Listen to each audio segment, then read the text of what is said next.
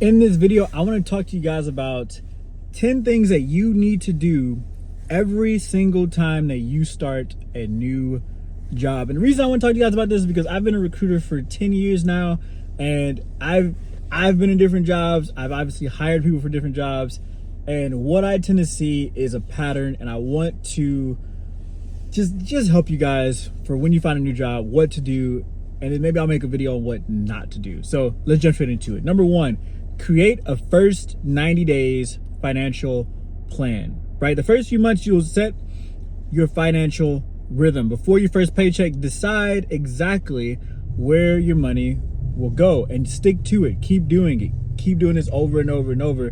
Every paycheck should have a certain place that's going to go, and it should be almost like you're deploying soldiers. What's the intent of those dollars, right?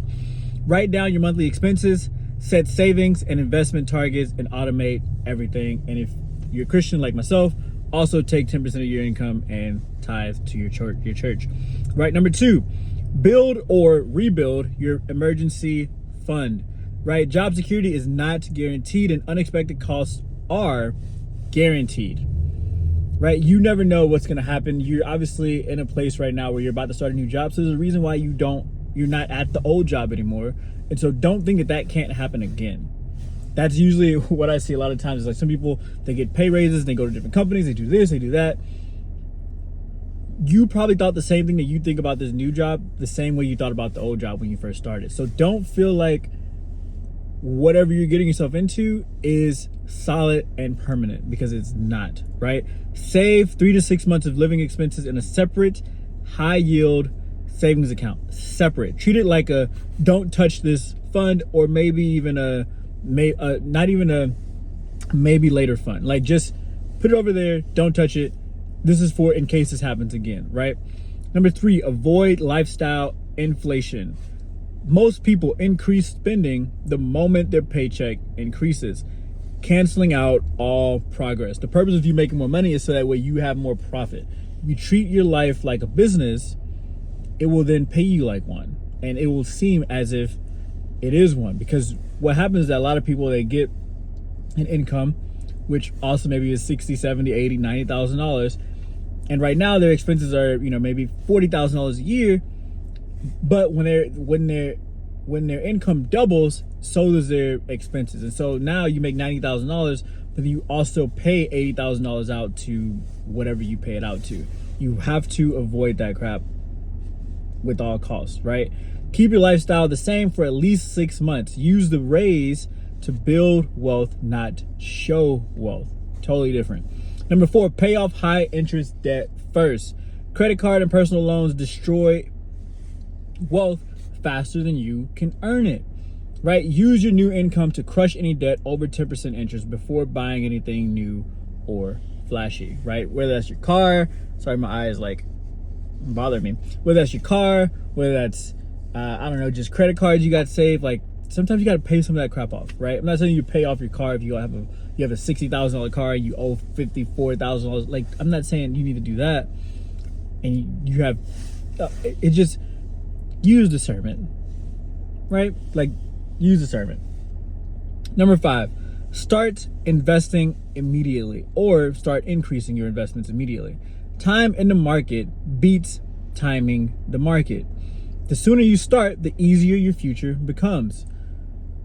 Contribute to your 401k, Roth IRA. There's so many things you can contribute to. In my opinion, when I think investing, I think you can obviously do stocks, crypto, all that stuff. But ultimately, when I think investing, I'm thinking this money that I'm about to spend is going to bring me back more money. I don't want to get so like caught up in the hows and the thises and the that's, right? I just mean take some money and use it to bring back more money. Whether that's starting a network marketing business, whether that's starting a social media business, starting a YouTube channel, you gotta buy a camera. I don't know what it is, but invest in something that's going to bring you back more than what you spend. That's the whole goal with investing, right? So you want to do that as fast as you can. Number six, upgrade your financial education. Income means nothing if you don't know how to multiply it, right? If you don't know what to invest in or how to invest, then you're going to just be throwing money at the wall and seeing what sticks, right? which that shouldn't even be the point of investing. The point is to bring back more money. So you can be throwing money at the wall to see what sticks, and the point isn't even to see what sticks, it's to bring back more money, right? Read one financial or finance book a month, or take a short course on investing, taxes, or budgeting. Wealth follows wisdom. You can even hire a coach or mentor, right? I've been thinking about maybe doing some type of like course or class or one-on-one coaching with individuals that maybe watch these videos. Comment below what you guys think about that. That's kind of just thrown in there. I don't know if I want to do that actually, but comment below if that's something that you would like.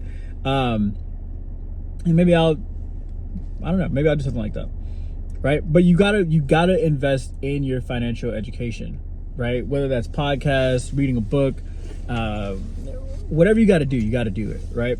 Number 7, track every dollar for 90 days. What gets tracked gets controlled. Most people lose hundreds of dollars monthly simply from not knowing where it's going. Netflix, I talk about this all the time. Netflix, gym memberships, subscriptions, Hulu, this, that, fast food, etc., etc. You got to know where your money is going, and you got to track it.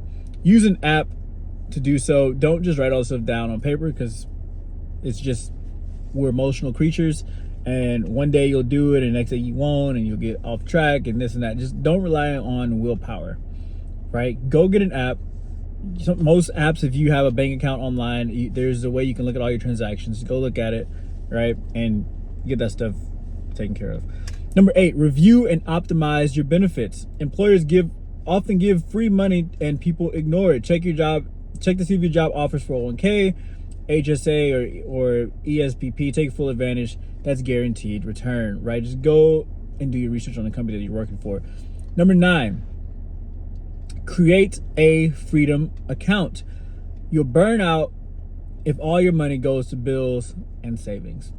It's kind of like we talked about before with number 3, right?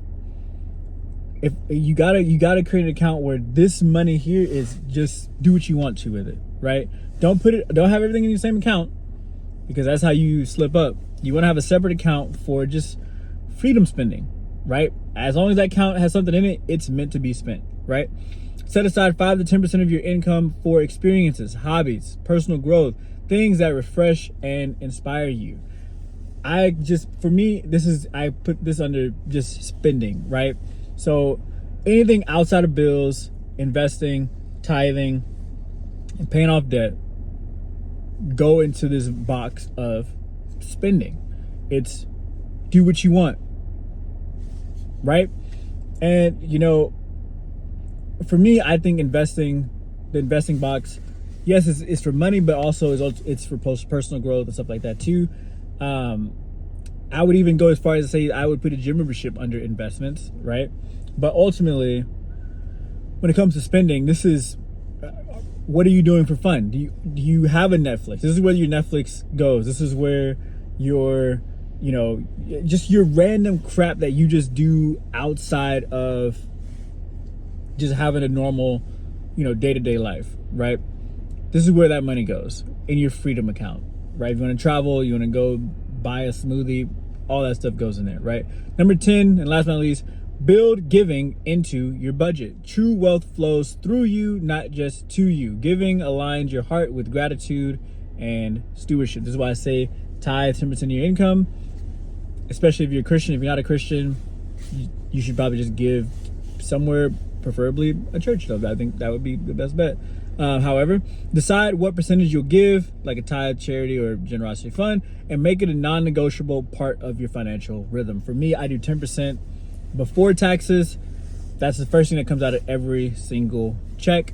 Or you can do monthly, but I think doing it out of every check just makes life easier, so you don't have to think about it as much. And I would do that also on auto. So that right there are 10 things that you need to do every single time that you start a new job. The first things you need to do, you got to get the money right, or else the money will slip through your hands and you'll go back to your natural tendencies. And so hope you guys liked the video. Comment below which one of those is your favorite. If I should start a one-on-one coaching program, maybe, I don't know, but totally up to you guys. And subscribe to the channel if you haven't already. Catch you guys on the next one. Peace.